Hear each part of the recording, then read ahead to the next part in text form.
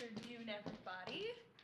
Thank you so much for coming. This is our second official influencer briefing here at the White House in the beautiful South Court Auditorium. And as you can tell, in the White House, we are fully embracing new media. Trust in the mass media has fallen to record lows. Tens of millions of Americans are turning elsewhere to get their news and their information. That's why we've welcomed in openly independent journalists, podcasters, social media influencers, content creators, and we will continue to do so. President Trump and our White House also believe strongly in the First Amendment, which is why our team has restored the press passes of hundreds of journalists whose passes were wrongly revoked by the Biden administration. So thank you all so much for coming today, for your interest in covering the historic achievements of President Trump's first 100 days. And today officially marks 100 days of promises made and kept by President Trump.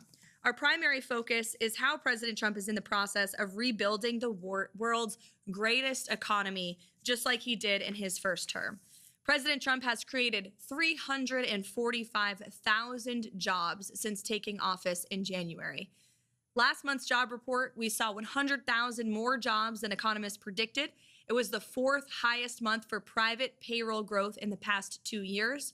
9,000 manufacturing jobs have been created and added to the economy already since January, and that's in comparison to the 6,000 manufacturing jobs that were lost per month in the final 2 years of the Biden administration. So each month we were losing 6,000 manufacturing jobs under President Trump. In just 100 days, we've added 9,000. The U.S. unemployment rate remains at historic lows. The labor force participation rate for those without a high school diploma is up. Good news for working class American families. And the veteran unemployment rate is down as well to 3.8% in March. When we came into office, it was 4.2%.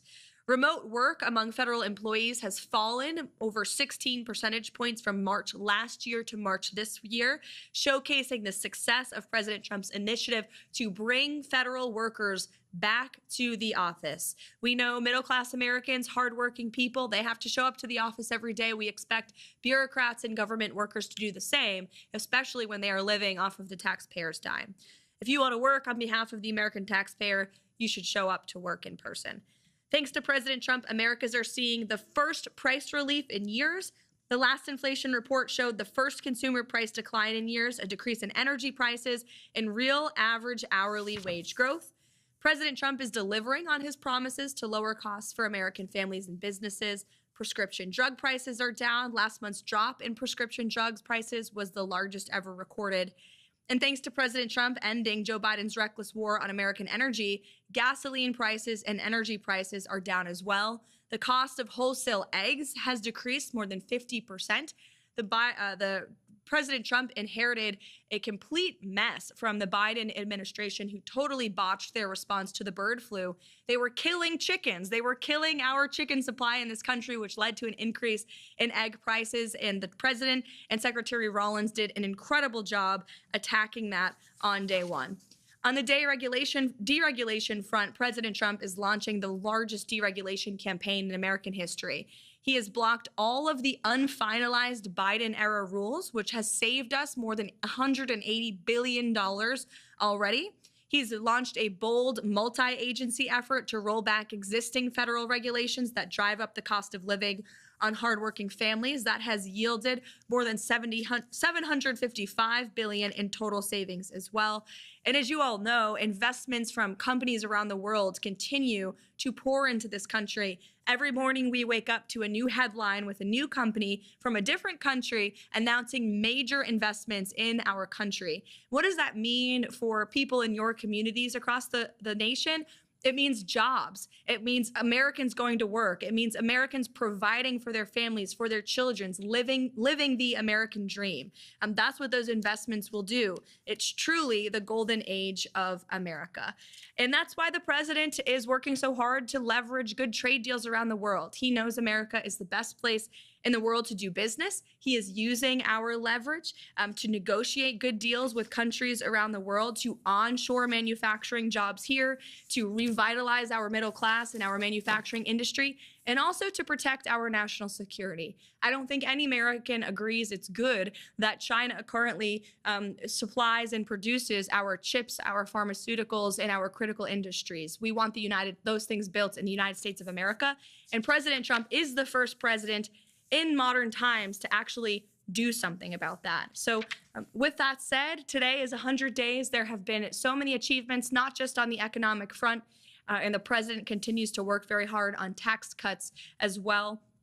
And on negotiating those trade deals, but look at the success at the southern border, which we talked a lot about yesterday with our border czar Tom Homan, Secretary Kristi Noem, Stephen Miller here at the White House, all of whom are doing a tremendous job and have created, at the president's direction, the most secure border in American history. We have a mass deportation campaign of illegal aliens underway. We are removing heinous criminals from your communities across the country. Every single day, we are making America safe again. And if you look abroad on the world stage, the president is really using his peace through strength foreign policy approach once again. To the rest of the world knows that America is back. I know Joe Biden used to say that, but we're stealing it from him because it's actually true now. With President Trump in the Oval Office, the world is a safer place and will continue to be. So thanks for coming to the Influencer Briefing. I look forward to taking your questions. And Deborah, why don't you kick us off? On 100 incredible days. And over the first 100 days, the majority of policies that we've seen from the Trump administration have been either targeted at foreign affairs, such as bringing the American hostages home or attempting to end the war between Ukraine and Russia, or on long-term goals such as cutting government spending with DOGE. What policies can we expect to see rolled out over the next few months that Americans will directly feel the effects of in order to secure the 2026 midterms for the Republican Party and keep his approval rating historically high? Yeah, the first answer that comes to mind, Deborah, is definitely tax cuts. The president is working closely with Congress as we speak. He met with leadership from both chambers. The administration met with leadership from both chambers yesterday to talk about how we can quickly pass the largest tax cuts in American history. And the president promised on the campaign trail he wanted no tax on tips, no tax on Social Security for our hardworking seniors, no tax on overtime pay. He intends to keep those promises, and he needs Congress's help to do so. That's why he's working closely with them. But you look at, again, I talked about the leverage the president uses to negotiate good trade deals around the world, but he uses that leverage right here in Washington as well, on Capitol Hill. He has great relationships with leaders on both chambers, and we are confident that we can pass a massive tax bill which will directly lead to more money in people's pockets right away. Sure, go ahead. Yeah, so the president has really wanted to end the war in Ukraine for a long time now and has been working on that in the first 100 days. We've seen President Zelensky come here, as well as the president meeting with President Zelensky just in the last couple of days. I'm wondering where those talks stand and if the president is optimistic that that conflict is going to wrap up shortly. The president is optimistic yet realistic about the incredibly complicated and unfortunate situation happening with Ukraine and Russia. First of all, this is Biden's war. It would have never started if President Trump were in office. There is a reason that Putin did not invade Ukraine when President Trump was in the Oval Office, and it's because, again, President Trump leveraged the power of the United States to warn Putin not to do it. And the president has spoken about that in those direct warnings to the Kremlin that he gave in his first term. And then we had a mentally incompetent president in Joe Biden who didn't even know what day it is, never mind knew how to prevent war. And the entire world took advantage of that and took advantage of America's lackluster leadership abroad. And so we've had this terrible war. The president talks about it all the time. He's briefed on it constantly. There are men dying on the front lines of this. An entire generation is being wiped out. And enough is enough. The president has made it very clear he wants to see this end at the negotiating table, not on the battlefield. He has spoken directly to both sides of this war. He most recently met with President Zelensky at the Vatican when he attended the funeral of Pope Francis. And he remains optimistic that both sides will come together to negotiate peace. There are a lot of complexities on both sides of this war, but so he's realistic about that, but he is optimistic that we are moving in the right direction. And if you just take a step back and look at where we are now, where you have concessions from both sides publicly, where you have ceasefire proposals from both sides. President's made it clear he wants a permanent ceasefire first, but you actually have the United States talking to Russia. You have the United States talking to the Ukrainians on a daily basis, communicating with both sides. Look at that compared to where we were when we came into office, where neither side was talking. There was just one approach to ending this war. No one was really talking about a peace deal. We were just talking about continuing to send blank checks to continue funding the fighting and the killing. This war has been a meat grinder. Young men are dying. Women and children are dying as a collateral result of the military conflict, and the president wants to see it end as quickly and soon as possible. And I can tell you, watching firsthand, he has exuded a tremendous amount of effort into this war. He's getting frustrated with the amount of effort this has taken, and he's made that clear to both sides. But he remains optimistic that we can get this done. Brendan. I was wondering if you'd indulge me in a quick round of Trump trolling or Trump truthing. Sure, let's do it. Okay, good. Love it. Rapid fire. Greenland joining America. Definitely Trump truthing. Canada becoming a 51st state. Trump truthing all the way. And the Canadians would benefit greatly, let me tell you that. Eliminating the IRS. I think that is an optimistic goal, and the president, so I would say we're on the side of truthing there for sure. And the president, again, wants to see tax cuts, and he wants to see this massive revenue that we can gain from tariffs as well, which will create the external revenue service. So that's a definitive goal for sure. And most importantly, Trump 2028. Trump trolling, although the hats are flying off the shelves. Yes. Link, go ahead. So one thing I've noticed in the first 100 days is that the White House is crawling with kids. You have a young, beautiful baby boy. There are babies everywhere. There's so many young folks on staff who have kids. But the last 4 years under Joe Biden, parents were really stressed and ravaged. They had to take on 2 or 3 extra jobs. Depression rates were up. Suicide rates were up. You're a very high-profile young mother who seems to juggle and balance it all beautifully. What advice do you have to young parents out there who are starting their careers, having kids, building families, and trying to find that balance so desperately? Yeah, well, it's a great question. And first, to the heart of your premise, it's true. The president has empowered not just me as a young mother in this role, but there are so many new moms and dads on our senior staff in the West Wing, but also across the entire administration. There are working moms and dads who are owing our country public service for President Trump while raising young families. And the president really empowers us to do that. And I commend him for that. He doesn't get enough credit for it.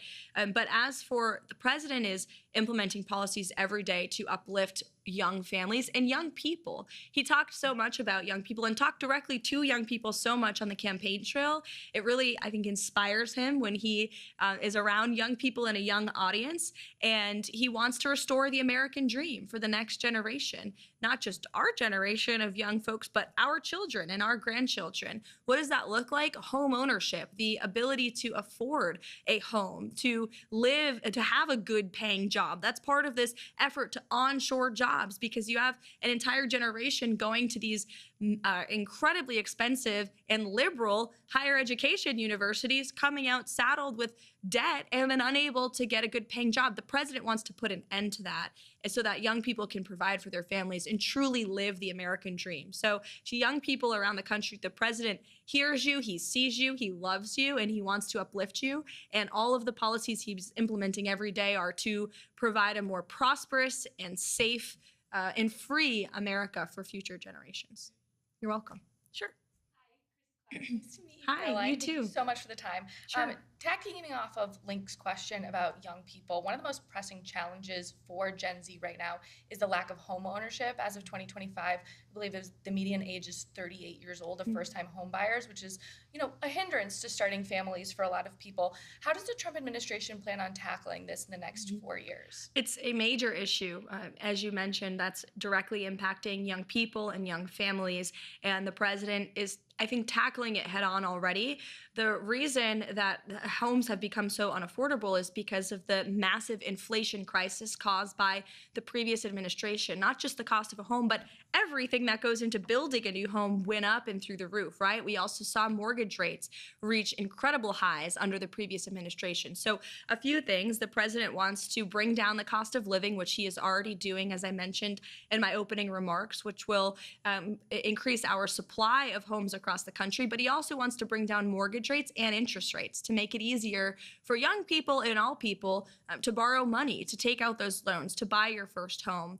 And so we got to increase the supply, bring down costs, and bring down interest rates and mortgage rates. And by the way, those are all things the president successfully did in his first term. When he left office, inflation was a record low 1.4%. Interest rates, mortgage rates also hit record lows in his first term. So this is a proven economic formula that works. It takes time to get there. We are in the process of the golden age. The president and the admin are slashing regulation every day, cutting red tape, cutting costs, and we need, again, Congress to pass those tax cuts to put more money back in people's pockets so they have greater purchasing power as well. You're welcome. Sure. Teresa Nwuka with Independent Women and WMAL. Oh, great. We love working with the administration to really tout policies that work for families and work for small businesses in this country. Next week is Small Business Week, and I know that the SBA will be, championing all the small businesses, the millions in this country, almost half of which are women-owned. But I'd love to find out what the president feels about independent contractors who are not typical W-2 employees, not 9-to-5 workers, but who hang their own shingle. They're 1099 workers. We saw the Biden administration really try to crack down on that small business entrepreneurial spirit, and we're hopeful that the administration would overturn what the Biden administration did and maybe even work with Congress to pass some lasting changes, codify some lasting changes that would protect, your ability to be self-employed, your ability to be a small business owner. Well, the president is a businessman at heart himself, right? He's a real estate developer, and I think that's a large reason the American people elected him the first time and the second time, because they trust in him. And small businesses are the backbone of our American economy. I come from a small business family myself, and the president knows what small business families need and independent contractors need, entrepreneurs need. You need less government in the way. You need less regulation. You need low energy costs, low taxes, a low cost of living, a low cost of goods. And that's exactly what the president is focused on doing, while simultaneously effectively leveraging tariffs to protect our middle class and our working class and our manufacturing base. You look at our auto industry, think about Michigan. It used to be the heartland of the auto industry of the world. It was the auto capital of the world. And unfortunately, so many of those jobs have gone overseas. And so the president wants to protect good paying jobs here at home and unleash the might of our economy for small business owners. And that includes removing red tape and cutting taxes. And as for independent contractors and what the president would hope to do with Congress, we'll definitely check back in on that and get you an answer, because it's an important question. You're welcome. Sure. Hi, Will Upton, the National Pulse. You kind of gave us an overview of negotiations between Ukraine and Russia 100 days in. What would the next steps look like, though, if we don't reach an agreement by, say, this summer? And also, can you give us an update on the rare earth minerals deal with Ukraine? And is there any kind of response from the administration to Greenlandic Foreign Minister Vivian Motzfeldt and some of her comments about maybe seeking aid with China? Sure. To your first question about the critical minerals deal, the president is confident that will be signed. Ukraine needs to sign it. They should sign it. It's not just good for the United States to recoup the billions of tax dollars we've spent and onshore some of those critical minerals, but certainly it's good for the Ukrainian people when this war is over to rebuild their country. It's an economic partnership between the United States and Ukraine. That's what the president envisions, and he wants Ukraine to sign that deal. He's confident that they will. As for what it would look like later down the road, I don't want to get ahead of the president, obviously, but again, I will reiterate, he's increasingly grown frustrated in the amount of time our Secretary of State recently said, there's not much more time or effort the United States has to give to this effort, and so we need both sides to come to the table to negotiate. As for Greenland, I hadn't seen those comments. If true, I'm sure they are. Certainly an interesting strategy to cozy up to communist China. Greenland needs the United States of America. We subsidize their national security and their defense. And the president has rightfully pointed out the great strategic importance that Greenland serves for not just our national security and economic interests, but for our country and for the world as a whole. And we can't allow Chinese or Russian influence to continue to infiltrate places like Greenland or the Panama Canal, I may add. Into the back. Can you talk about the importance of a stock market all-time high, and, specifically in relation to the midterms? And it seems like a lot of folks, when Trump was elected, they thought that stock market goes up. He really cares about that. He uses it as a measurement of the economy. It's gone down, but it's still up, over the last 12 months or so. So how much of that is playing into some of the economic policy decisions? I think the president has spoken on this. He said the stock market gets yippee, but he doesn't get yippee. He trusts in his economic agenda and formula, obviously. And, Wall Street made out very well in President Trump's first term. President Trump also wants to look out for Main Street and do what's best for both. So I think the president right now, his main focus, what drives him to make decisions is what's best for the working class Americans, for the American worker, for the small business owner, for American families. And he's trying to correct the wrongs of the last several decades, not just the last 4 years with the economic and inflation nightmare caused by the Biden administration, but of the unfair trade practices that have ripped off our country for a very long time. So look, the stock market goes up, it goes down, but President Trump has a goal, he has a vision, and he's remaining very much committed to that. So thank you so much, everybody, for joining today. We're heading off to Michigan tonight for a big rally, so I am sure we'll see all of your amazing creative content on social media later. It's going to be a great speech, and maybe you'll get a Trump dance too. So thank you so much for coming today. It's a pleasure to have you here. Thank you.